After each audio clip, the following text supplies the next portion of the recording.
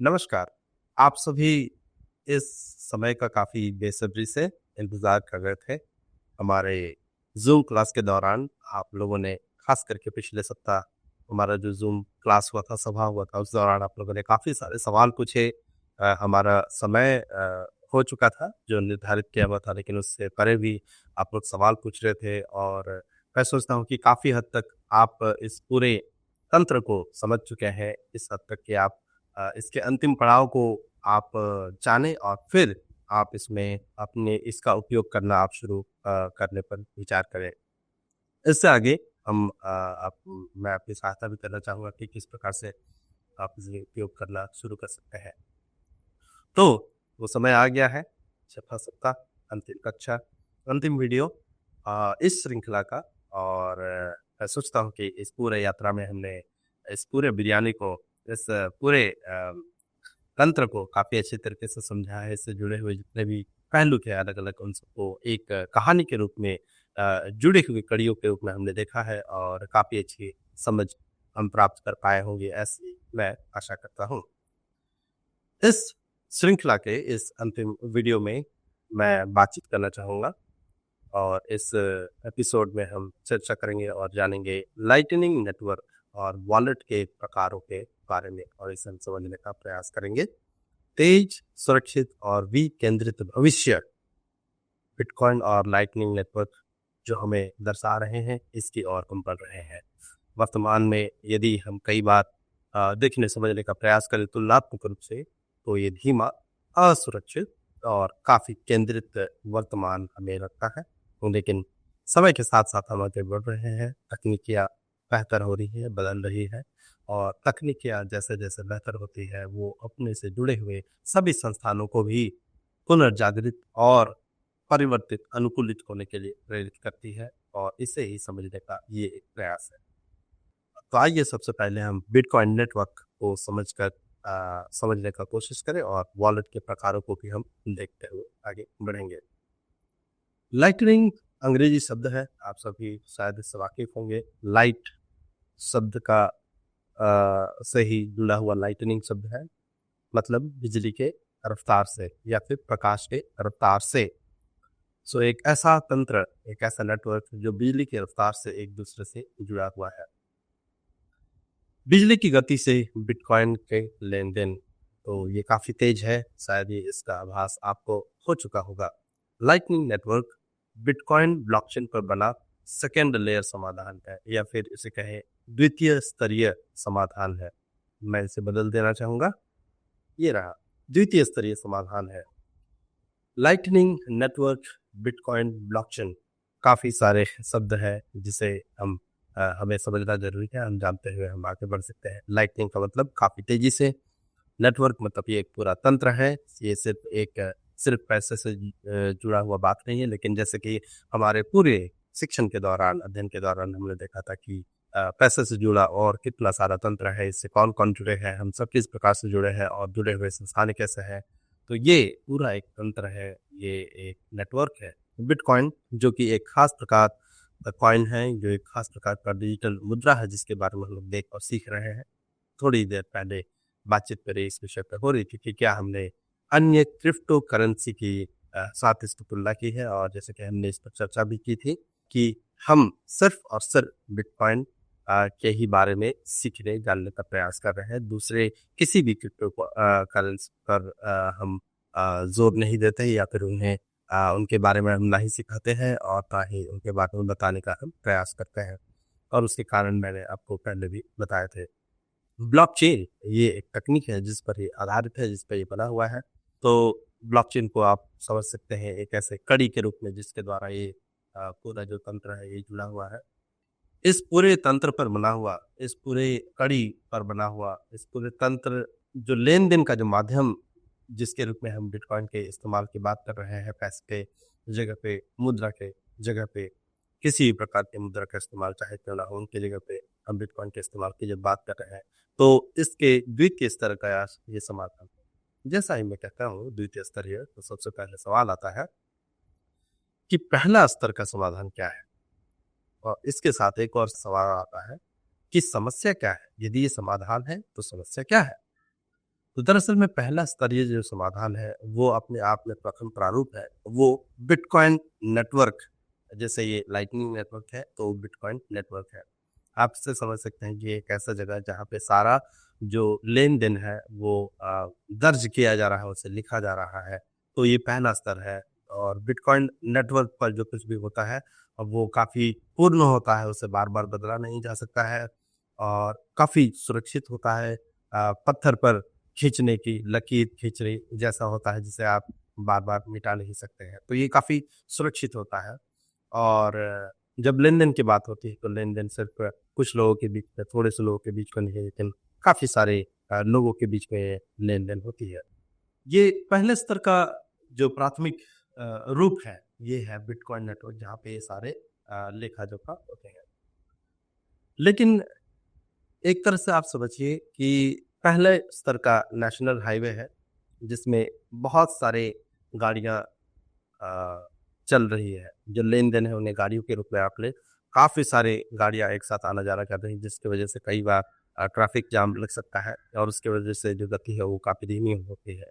तो सरकार ऐसी परिस्थिति में इसका समाधान करने के लिए अ अ, वहाँ एक अन्य मार्ग को बनाती है, एक अन्य मार्ग का निर्माण करती है, जिसे हम फ्लाईओवर के रूप में जानते हैं, जिसे हम पुलिया के रूप में जानते हैं, ताकि जब जहाँ कहीं भी फ्लाईओवर बनता है, तो उससे क्या होता है, दोनों तरफ के रास्ते सामान्य रूप से जो चौराहा होता है, उसमें यदि 2 राह है और एक जगह वे एक-दूसरे से परिवर्तित हो रहे हैं, तो इस स्थिति में एक बार में एक ही तरफ के लोग आना-जाना कर सकते हैं, दूसरी तरफ के 3 तरफ के लोगों को, यात्रियों को रुकना पड़ता है, तब जाकर के और उसके बाद उनकी बारी होती है। जिस प्रकार से आपको ट्रैफिक लाइट का अनुभव होगा, ट्रैफिक जब आप जाते हैं, तो वहाँ पे आप देखते हैं कि किस प्रकार से लोग इंतज़ार कर रहे हैं। तो जब कभी भी आप ट्रैफिक लाइट में रास्ते में जाते हैं, तो वहाँ पे जो ट्रैफिक पुलिस होता है या फिर जो लाइट होता है, वो एक बार में एक तरफ के लोगों के जाने के लिए होता है, फिर दूसरी तरफ के लोगों को रुकना पड़ता है। लेकिन उसी जगह पे यदि फ्लाईओवर बना दिया जाए, तो बिना किसी भी पक्ष को रुके हुए आसानी से गाड़ियाँ आना-जाना कर सकती हैं। तो इसी प्रकार का द्वितीय स्तरीय समाधान है। तो पहला स्तर का जो समाधान है या पहला जो परिस्थिति है वो ब्लॉकचेन नेटवर्क है, जहाँ पे सारे दर्ज रिकॉर्ड दर्ज होते हैं, लेन-देन के जो व्याख्यान हैं, वो दर्ज होते हैं और फिर क्योंकि काफ़ी ज़्यादा लेन-देन होने की वजह से यदि उसमें देरी होती है, यदि समय लगता है तकरीबन 10 मिनट का समय लगता है एक पूरे ब्लॉक को बनने में, तो ऐसी परिस्थिति में यदि और लोग लेन-देन कर रहे हैं, तो उन्हें किस तरह से दर्ज किया जाए, तो इसी के लिए एक द्वितीय स्तरीय समाधान निकाला गया है, लाइटनिंग नेटवर्क। ये काफ़ी तेज़ है और कम शुल्क वाले भुगतान की सुविधा देता है। बिटकॉइन नेटवर्क में दरअसल में थोड़ा धीमा होता है, जैसे मैंने आपको बताया कि एक पूरा ब्लॉक बनने में 10 मिनट का समय लेता है और फिर जो शुल्क होता है, वो भी तुलनात्मक रूप से अधिक होता है और इस प्रकार से जो लेन-देन है, वो पूरा किया जा सकता है। जब तक आपका जो लेन-देन है, वो बिटकॉइन नेटवर्क तक पहुँचे और उसे सब पूरी तरह से संसाधित किया जाए और तो एक ब्लॉक बनाया जाए, लेन-देन का एक पूरा ब्लॉक बनाया जाए। उससे पहले आपका जो लेन-देन है वो लाइटनिंग नेटवर्क पर भेजा जाता है ताकि आपको उसके लिए रुक कर इंतज़ार करने की ज़रूरत ना हो। मुख्य विशेषता क्या है कि ऑन चेन ट्रांज़ैक्शन की तुलना में यह अधिक तीव्र, सस्ता और स्केलेबल होता है, अधिक बड़े पैमाने पर किया जा सकता है। आपको रुके रहने का इंतज़ार करने की ज़रूरत नहीं है।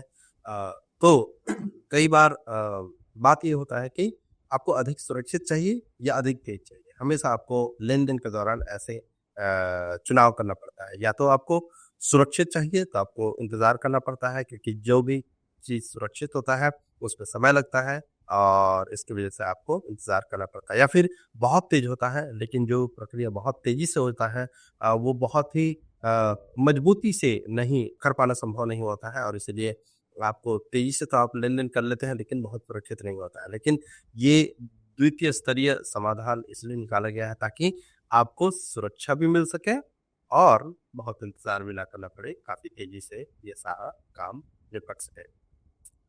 तो यहाँ पे लेन-देन करने के दौरान आपको एक बात जो याद रखने की ज़रूरत है वो है सतोशी। क्योंकि आप सतोशी में ही अधिकांश समय इस मुद्रा को भेजेंगे जो बिटकॉइन की सबसे छोटी इकाई है।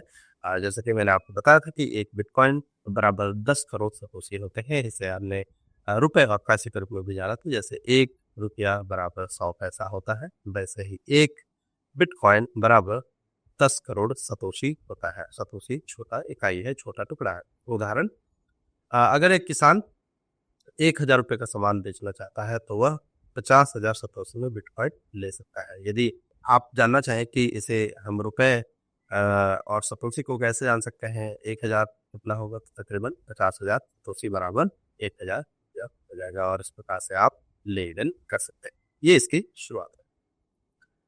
ये लाइटनिंग नेटवर्क दरअसल में काम कैसे करता है, उदाहरण हम देख करके समझ सकते हैं। दो उपयोगकर्ता जैसे आप और मैं हुए, हम दोनों भुगतान के लिए एक चैनल खोलते हैं, एक लेन देन का माध्यम हम लोग खोलते हैं।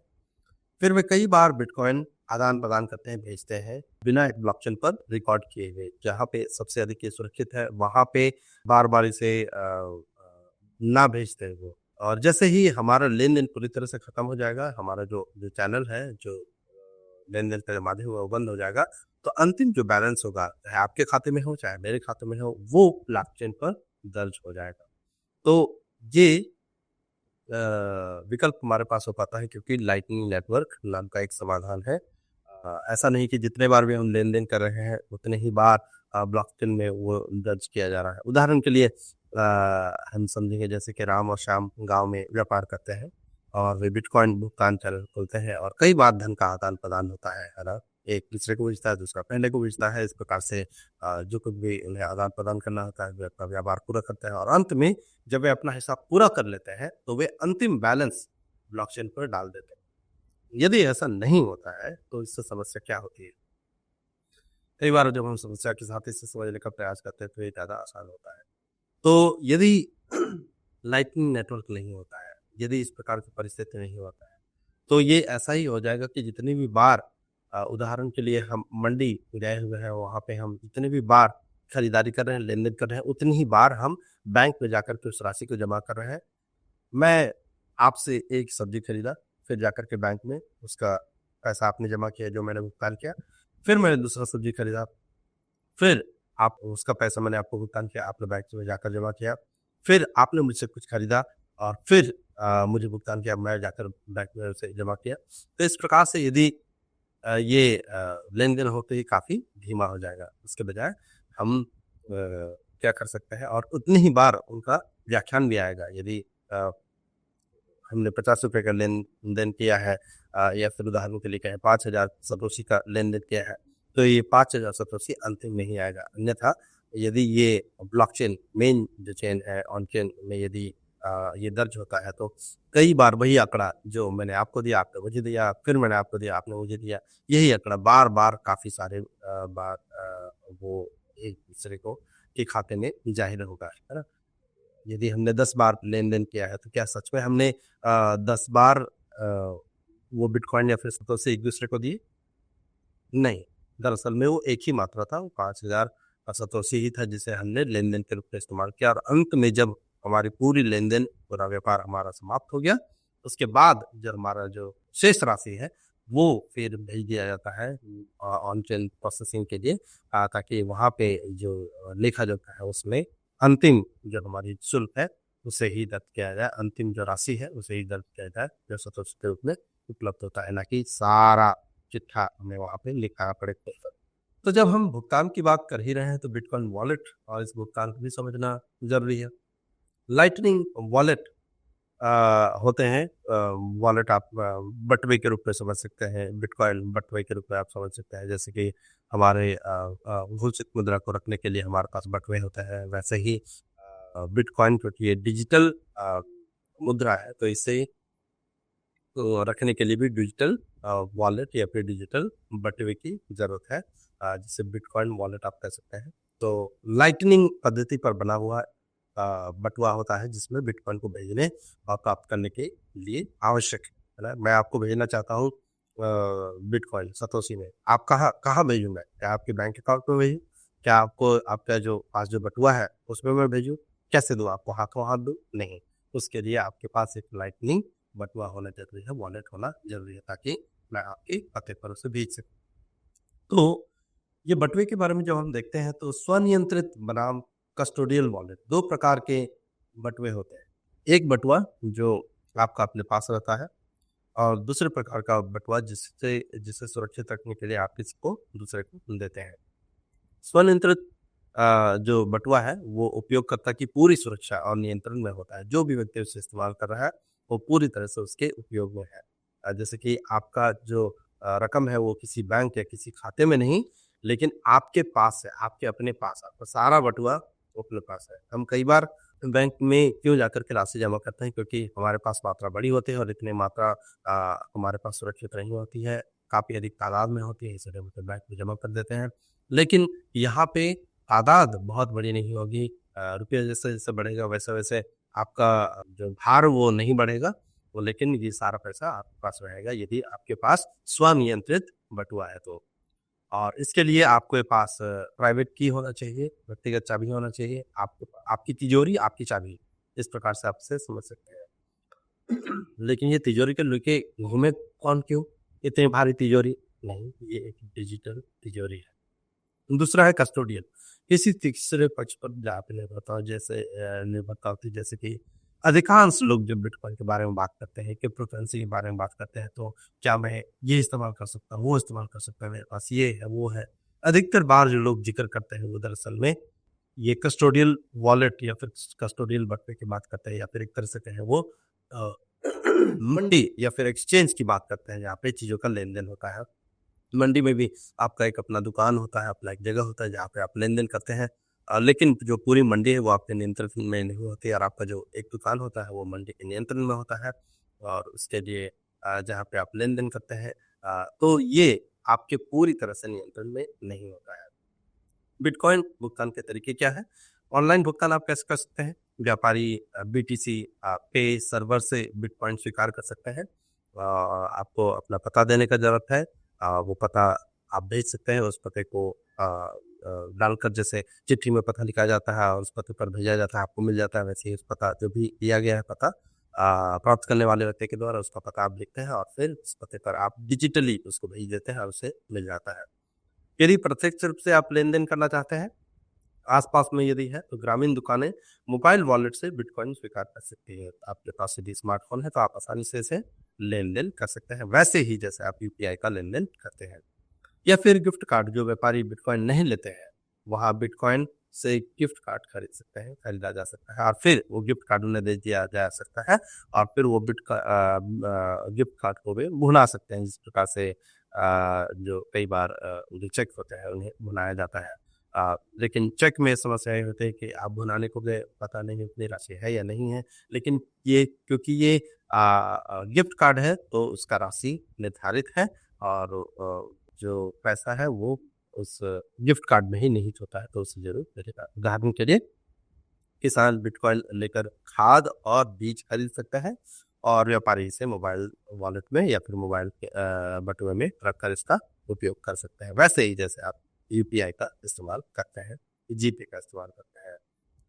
बिटकॉइन चक्रीय अर्थव्यवस्था और निष्कर्ष क्या है? बिटकॉइन चक्रीय अर्थव्यवस्था जहाँ सारे भुगतान केवल बिटकॉइन नहीं होते हैं, इसी मुद्रा का ही इस्तेमाल करते हैं। जैसे वर्तमान में हम रुपए का इस्तेमाल करते हैं, तो ऐसे परिस्थिति में हम बिटकॉइन का इस्तेमाल करेंगे। तो इस प्रकार का एक चक्रीय व्यवस्था होता है, जिसमें भी यदि पूरा एक गाँव हो सकता है, वो इसे ले सकता है। दुनिया के प्रमुख उदाहरण यदि हम देखना चाहें, तो बिटकॉइन बीच एल सल्वाडोर नाम का एक दक्षिण अमेरिकी देश है, जहाँ पे पहली बिटकॉइन अर्थव्यवस्था बनाई गई। इसके अलावा ग्वाटेमाला, अफ्रीका के केन्या और ब्राज़ील, साउथ दक्षिण अमेरिका के अन्य देशों में भी इसका विस्तार हम देख पाते हैं, जहाँ पे इसका इस्तेमाल चक्रीय अर्थव्यवस्था में किया जाता है, जहाँ पे सारे भुगतान सिर्फ और सिर्फ बिटकॉइन मुद्रा में ही होते हैं। भारत में इसकी क्या संभावनाएं हैं? गांव में किसान और व्यापारी आपस में बिटकॉइन से लेन-देन कर सकते हैं, जिससे बैंकिंग सिस्टम पर निर्भरता घटेगी। तो आपको बार-बार बैंक जाने की ज़रूरत नहीं है। आप ये पूरा लेन-देन बिटकॉइन मुद्रा के माध्यम से कर सकते हैं। और निष्कर्ष क्या है? बिटकॉइन और लाइटनिंग नेटवर्क तेज, सस्ता और बिना बिचौलिए के भुगतान संभव बनाते हैं। यह विशेष रूप से ग्रामीण भारत के लिए वित्तीय स्वतंत्रता ला सकता है। कई बार जो गाँव में किसान उगाता है और फिर उसे वो शहर के उपभोग करने वाले व्यक्ति तक नहीं पहुँचा सकता है, जिसकी वजह से उसे बिचौलिए का सामना करना पड़ता है और फिर जो अधिकांश जो मुनाफ़ा है वो बिचौलिए ही कमा ले जाते हैं। ऐसे परिस्थिति में उगाने वाले किसान और उपभोग करने वाले व्यक्ति दोनों को ही नुकसान का सामना करना पड़ता है और कोई तीसरा व्यक्ति है जो इस पूरे तंत्र का फ़ायदा उठा लेता है। तो इस परिस्थिति में जो किसान है वो सीधे जाकर के उपभोक्ता को दे सकता है और जो लेन-देन है वो बिटकॉइन के माध्यम से किया जा सकता है, मुद्रा के माध्यम से किया जा सकता है। इस प्रकार से एक बिटकॉइन चक्रीय अर्थव्यवस्था बनाया जा सकता है। ये जो पूरा तंत्र है बिटकॉइन और क्रिप्टोग्राफी सुरक्षा, है ना? ये पद्धति के द्वारा, इस तकनीक के द्वारा ये सुरक्षित किया जा सकता है। बिटकॉइन क्या है? बिटकॉइन दरअसल में एक विकेंद्रित डिजिटल मुद्रा है। हमने ऐसे के इतिहास में लेन-देन व्यापार के इतिहास में देखा था कि कैसे मुद्रा केंद्रित हुई, केंद्रित होने के साथ-साथ इस पर नियंत्रण बढ़ा। पहले ये डिजिटल नहीं भौतिक रूप में उपलब्ध था, फिर डिजिटल रूप में ये आने लगे और फिर यही एक इसमें से एक रूप है जो बिटकॉइन जिसे हम उसके बारे में हम सुनते हैं, ये एक प्रकार का डिजिटल मुद्रा है पर ये केंद्रित नहीं है, किसी भी सरकार या फिर किसी भी बैंक के द्वारा अधिकृत नहीं है। ये विकेंद्रित डिजिटल मुद्रा है। ब्लॉकचेन तकनीक पर आधारित है जहाँ पे जो डिजिटल रूप से सारे जो लेन-देन है वो रिकॉर्ड किए जाते हैं और ये पारदर्शी होते हैं, किसी के भी देखने के लिए खुले होते हैं। केंद्रीय नियंत्रण करने वाले की कोई इसमें आवश्यकता नहीं होती है। क्रिप्टोग्राफी की भूमिका क्या है? सार्वजनिक पूंजी है, जिस प्रकार से मैं आपको वॉलेट बटवे के बारे में समझा रहा था, तो सबसे पहला एक पब्लिक की होता है जो लेन-देन को सत्यापन करने के लिए होता है ना? आप हस्ताक्षर करते हैं, डिजिटल रूप से आप हस्ताक्षर करते हैं, ओटीपी इत्यादि के द्वारा।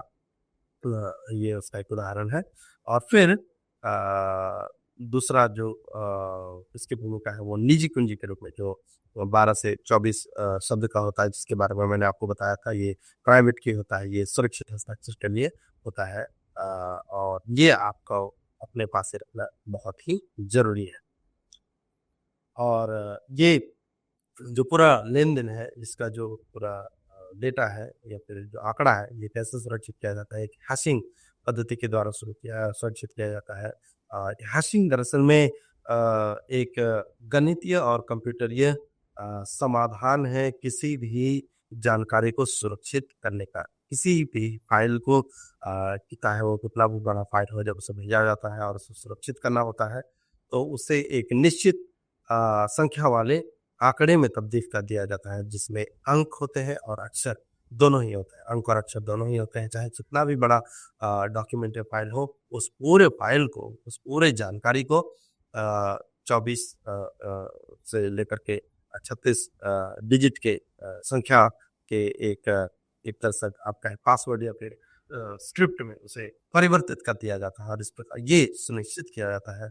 और जो बिटकॉइन के जो लेन-देन की बिटकॉइन को जो क्रिप्टोग्राफी सुरक्षित करती है, हैशिंग पद्धति सुरक्षित करती है, उसे SHA-256 के रूप में भी जाना जाता है। इसका नाम SHA-256 है। क्या है SHA-256? ये उस क्रिप्टोग्राफी का नाम है जिसके द्वारा बिटकॉइन सुरक्षित किया जाता है। इसका एक उदाहरण यदि आप देखना चाहें तो व्हाट्सएप की एंड टू एंड एन्क्रिप्शन प्रणाली है, जिसके द्वारा आपकी व्हाट्सएप पे जितनी बातचीत होती है, इसके बारे में मैंने आपको पहले ही बताया है। जो आप भेज रहे हैं वो सिर्फ आप और जिसे आप भेज रहे हैं सिर्फ उसे ही मिले, बीच के कोई भी व्यक्ति उसे देख ना सके, उसे खोल करके कि क्या भेजा जा रहा है, नहीं भेजा जा रहा है। ये सुरक्षित किया जाता है, इसीलिए आप इसका इस्तेमाल बेझिझक कर पाते हैं। ये भी उसका एक उदाहरण है और ये भी क्रिप्टोग्राफी के द्वारा ही सुरक्षित किया जा सकता है। और ये लॉक की आइकन या डिजिटल कोड के रूप में आप इसे समझ सकते हैं, जिसके द्वारा ये सुरक्षित किया जाता है। और जब भी वो जानकारी जब भी आप अपने मोबाइल को बदलते हैं, अगर आपको फिर से सारा आपका व्हाट्सएप का डेटा चाहिए होता है, तो आपको एन्क्रिप्शन की जानकारी बतानी होती है, कुछ सवालों का जवाब आपको बताना होता है। जैसे ही वो जवाब आप बताते हैं, तो सारी जो जानकारी है आपके पुराने फ़ोन के में जो थी, वो आपके नए फ़ोन में आ जाती है, जो सुरक्षित की है, कोई भी उसे देख नहीं सकता है, उसे अपना ले सकता है। डिजिटल होने के साथ-साथ जो समस्या हमने देखा था कि सार्वजनिक हो जाता है, तो ये डिजिटल भी होता है, लेकिन साथ ही साथ सुरक्षित भी होता है, सार्वजनिक नहीं होता है। तो ये इसे सुरक्षित करने का एक तरीका है। बिटकॉइन नेटवर्क, नोड्स, माइनिंग और मेमपुल, ये सारे कुछ शब्द हैं जिसे आपको समझने की जरूरत है। तो बिटकॉइन नोड्स क्या है? लेन-देन, सत्यापन और नेटवर्क में एकरूपता बनाए रखने के लिए नोड्स होते हैं। अलग-अलग जगह कंप्यूटर में ये सारी जानकारी इकट्ठा किए हुए होते हैं, जिसे नोड्स के रूप में जाना जाता है। ये जो भी ब्लॉक होता है, ब्लॉकचेन का जो ब्लॉक होता है, ये सब नोड्स पर ये उपलब्ध होता है एकरूपता बनाए रखने के लिए।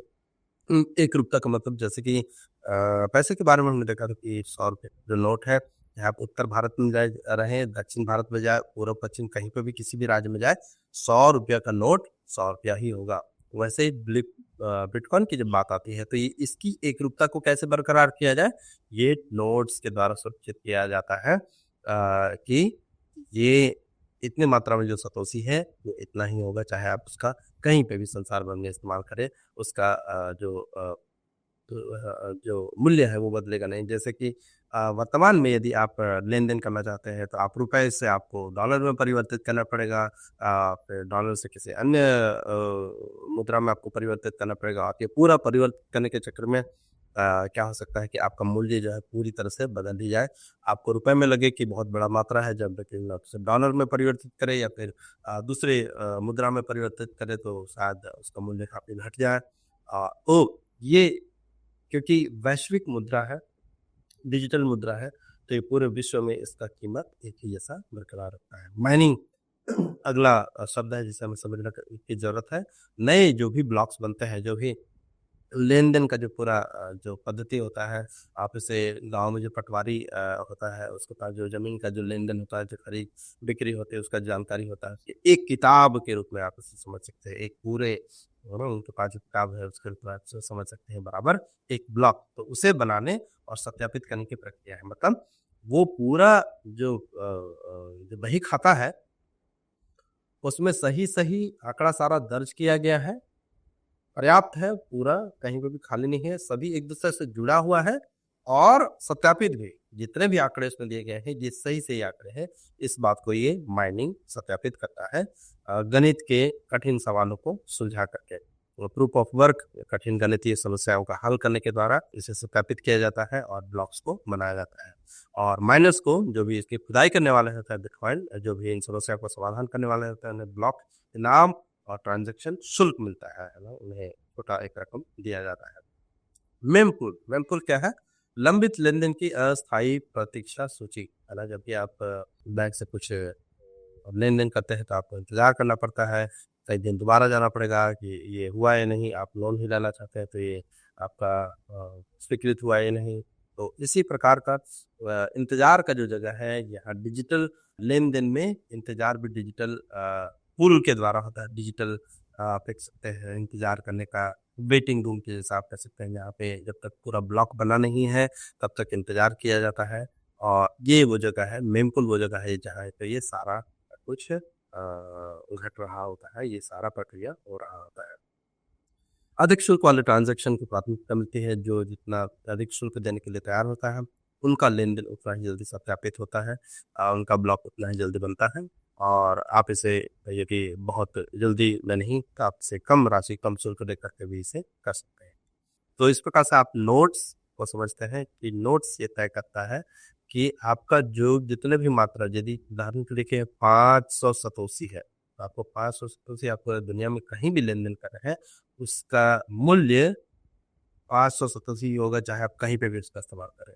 ये नोट्स के द्वारा तय किया जाता है। नोट्स इस बात को सुनिश्चित करते हैं।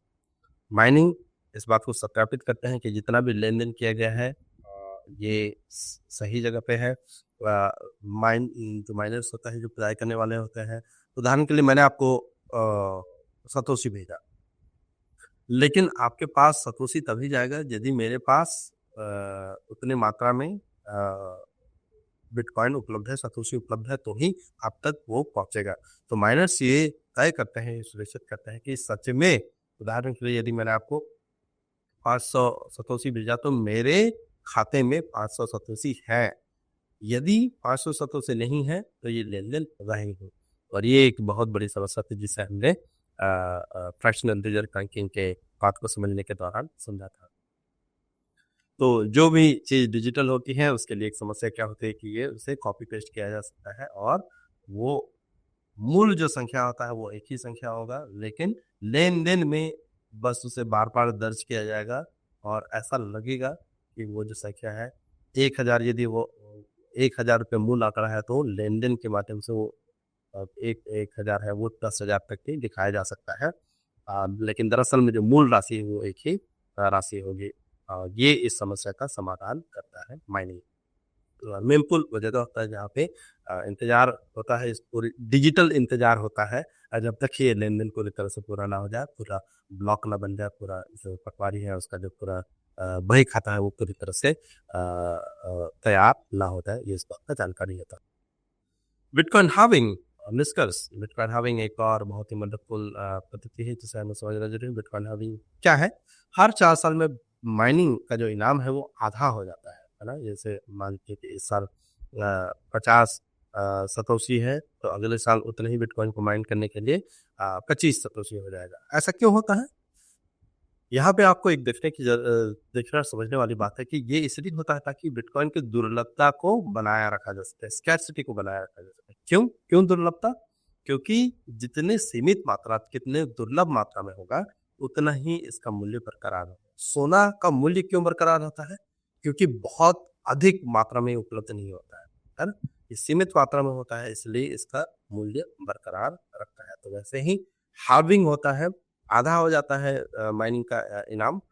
अन्यथा यदि ऐसा ना हो तो फिर माइनिंग करने वाले को तो फ़ायदा होता जाएगा, निरंतर लेन-देन चलता रहेगा और माइनिंग करने वाले लोग फ़ायदा उठाते रहेंगे। तो इस उद्देश्य से यहाँ पे किया जा रहा है ताकि माइनिंग में जो शुल्क है उसके लालच में आकर के सिर्फ़ लोगों का जो बिटकॉइन का जो मूल्य है वो घटाया ना जा सके। तो यदि आपको सच में इसमें योगदान देना है पूरे तंत्र में तो आप इसका हिस्सा बनना चाहते हैं इसलिए लालच के लिए नहीं ताकि आप इसका फ़ायदा उठा सकें। तो इस प्रकार से बिटकॉइन की जो दुर्लभता है इसको बनाए रखा जाता है और इस प्रकार से जो इसका क्या कहते हैं इसके जो मूल्य है उसको बरकरार रखा जाता है। तो निष्कर्ष क्या है? बिटकॉइन एक सुरक्षित, विकेंद्रित डिजिटल मुद्रा है ना? सुरक्षित, विकेंद्रित डिजिटल तेज मुद्रा है। क्रिप्टोग्राफी इसी अखंडता सुनिश्चित करती है। क्रिप्टोग्राफी क्या है? किसी भी जितने भी लंबे चौड़े विवरण है, जानकारी है उसको संख्या और अक्षर के निश्चित लंबाई में परिवर्तित कर देना, है ना? चाहे जितना भी बड़ा आपका 10 पन्ने का हो, 20 पन्ने का हो, जानकारी हो, वो एक निश्चित 8 या फिर 16 या फिर 32 इतने आंकड़े तक में ही पूरे जानकारी को आपके पास 10 पेज हो, 20 पेज हो, पूरे जानकारी को इस पद्धति का इस्तेमाल करके, इस गणित और कंप्यूटरी पद्धति को इस्तेमाल करके 8 या फिर 16 या फिर 32 अक्षर और संख्या तक ही सीमित कर दिया जा सकता है। इतने में ही सारे समाहित हो जाएँगे और माइनिंग और हार्विंग इस पूरी संरचना को नियंत्रित करते हैं। और इसकी वजह से इसकी कीमत में बढ़ावा होता है। कई बार लोग इसके बारे में हमने बात किया था कि क्यों इस पर बढ़ावा होता है? क्यों बिटकॉइन की कीमत बढ़ती है? क्यों? क्योंकि ये सुरक्षित है, ये दुर्लभ है और अधिकाधिक इसकी माँग भी बढ़ रही है। इसकी वजह से ये इसका जो कीमत है ये निरंतर बढ़ रहा है। तो 3 सूत्रीय सारांश इस पूरे अंतिम एपिसोड का क्या है कि लाइटनिंग नेटवर्क, सबसे पहले लाइटनिंग नेटवर्क को समझना है। लाइटनिंग नेटवर्क क्या है? बिटकॉइन ब्लॉकचेन का सेकंड लेयर, द्वितीय स्तरीय समाधान है जो तेज, कम शुल्क और स्केलेबल, अधिक बड़े पैमाने पर किया जा सकता है। इसे करने की सुविधा देता है। ये ऑन चेन ट्रांजैक्शन की तुलना में अधिक कुशल और गोपनीय होता है, सुरक्षित होता है। ऑन चेन ट्रांजैक्शन क्या है? ये आपका जो प्राथमिक हाईवे है उसके समान आप समझ लीजिए और लाइटनिंग नेटवर्क क्या है? आपका फ्लाईओवर के जैसा काम करता है।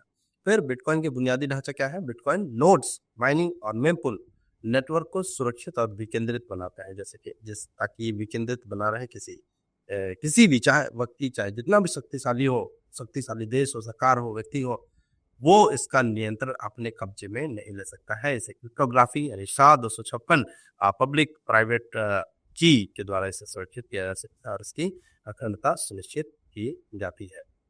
और बिटकॉइन का भविष्य क्या है? हाल्विंग प्रक्रिया और अल्पता या फिर दुर्लभता बनाए रखती है और सर्कुलर इकोनॉमी, चक्रीय अर्थव्यवस्था मॉडल इसे व्यापक रूप से अपनाने में मदद कर सकता है, विशेष रूप से ग्रामीण भारत में वित्तीय स्वतंत्रता के लिए।